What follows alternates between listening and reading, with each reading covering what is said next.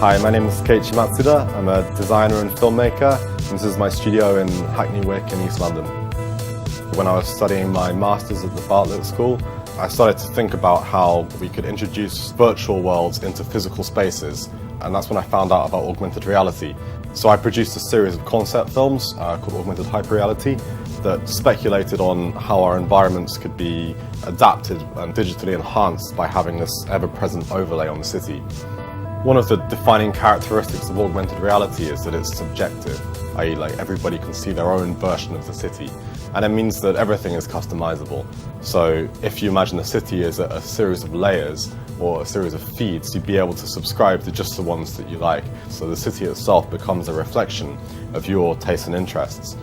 Since the time I started developing those original films, I've always wanted to extend those ideas and continue the research. And now I've just started a self-initiated project that I've backed on Kickstarter called Hyperreality, which is a series of 3 films, each from the perspective of a different person, set in Medellin, Colombia. We're never actually going to see the faces of these characters, it's all shot point of view, but what I'm thinking is that you'll be able to understand a lot about the character just by looking at those environments. For Dzina Mini Frontiers, I'm going to take a scene in one of the upcoming Hyperreality films and explore what it's like to be driving through the augmented city. So the film's going to look at both the kind of in-car functionality, like what the dashboard of the future might look like, but I think the main focus is going to be on what's happening outside the car, the kind of transport infrastructure.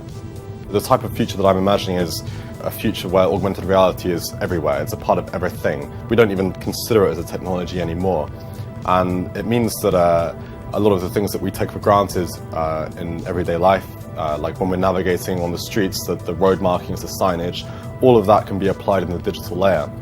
And if we consider that, it means that the way traffic systems work could become much more dynamic and much more free-flowing. So you just have sort of open spaces and you drive according to where the markings tell you to go. The problem of the actual interface is something that I get asked about a lot. You know, how does this technology actually work? You know, what is the hardware apparatus that we need to see it? I'm aware of some projects happening right at the moment which are sort of set to kind of revolutionize this kind of process. It's not like Google Glass putting on, but it's something much bigger and much deeper.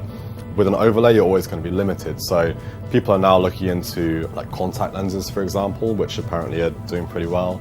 And the other big thing I think is about kind of projecting directly onto your retina. So it uses kind of system of little mini projectors that kind of point directly in.